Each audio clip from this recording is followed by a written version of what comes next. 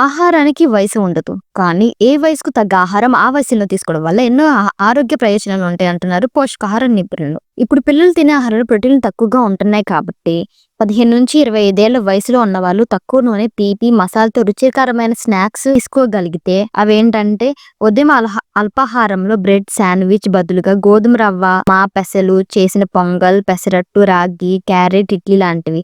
అలాగే dry fruits, పళ్ళ ముక్కలు, బాదం, పిస్తా, వాల్నట్స్, ఉడకబెట్టిన శనగలు, మొలకలు.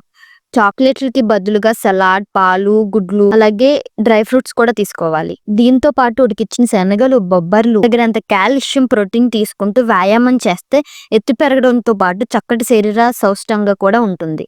45 ఏళ్ల నుంచి వృద్ధాప్యంలో ఉన్నవారైతే ఈ వయసులో స్త్రీలలో హార్మోన్ స్రావాలు తగ్గిపోతాయి కాబట్టి శరీరం కాల్షియం శోషించుకునే శక్తి కోల్పోతుంది. ఫలితంగా ఎముకలు, కీళ్ళ నొప్పులు మొదలవుతాయి.